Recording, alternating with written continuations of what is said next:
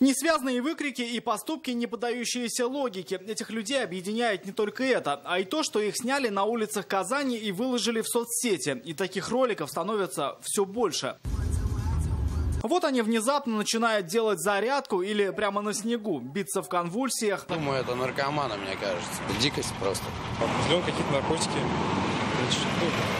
Нормальный человек так себя не может вести. Ну, а все, что с ними делать, это, наверное, уже компетенция медицины, я так думаю. В комментариях даже под одним из таких видео люди сходятся во мнении, что такое поведение – результат действия каких-то веществ, будь то алкоголя, наркотиков или стимуляторов, чего-то, что за минуты меняет до неузнаваемости.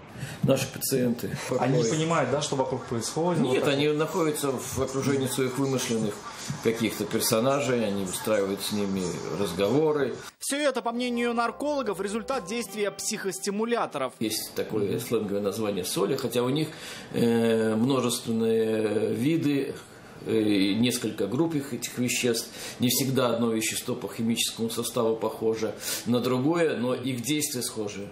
Они широко распространились за 5 лет, мгновенно действуют на мозг и нервную систему, отсюда и выкрики, и нелогичные поступки. Причинами занимается МВД. Только в прошлом году они зафиксировали больше 2000 случаев продажи таких веществ. Общая раскрываемость таких преступлений составила более 25%.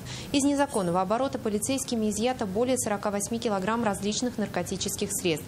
Перекрыто 7 каналов поставки. В случае обнаружения или подозрения о торговле наркотиками или психотропными веществами МВД по Казани просит сообщить по телефону доверия или по номеру 02. Рамиль Шайдуллин, Александр Лобанов, ТНВ, Казань.